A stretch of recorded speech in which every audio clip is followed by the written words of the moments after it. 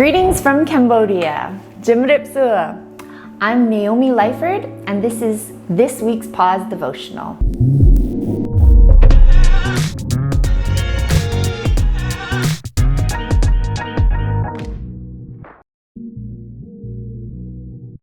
Have you ever sat in the dark so long that when someone finally turns the lights on, you're blind for a moment? Or stared at a bright light for so long you start to see floating balls of color? Our eyes, an amazing gift. Yet it only takes a visit to a circus funny house filled with optical illusions and distorted mirrors to be reminded that things are not always truly as our eyes perceive them to be. This week in Numbers chapter 13, the people of Israel get the first glimpse of the land God has promised them. 12 spies are sent in to see what the land is like. They're commanded to go and to see what is there. Though all 12 men look at the same things, only 2 see things with eyes of faith. All agree that the land is good. The fruit is enormous and the milk and honey abundant. Joshua and Caleb try to encourage the people that this land is theirs. God has given it to them. We should go and take possession, Caleb explains. But the 10 other spies, they're deterred by the giants. They say, we seem like grasshoppers in our own eyes, and we look the same to them. How often do we do exactly the same thing? God promises us something, but then we look around and we think, I just don't see how that's possible.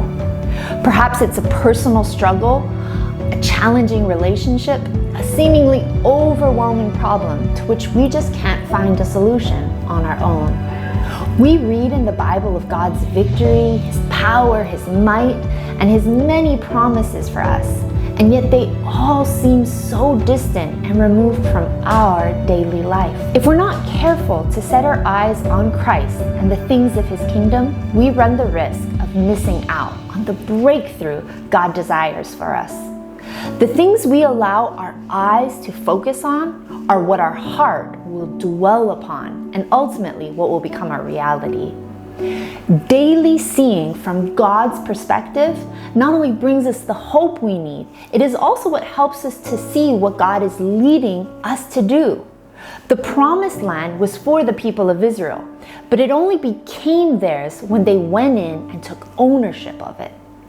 As we face challenges in our life, we need Christ to not just help us passively endure, but also to actively take victory.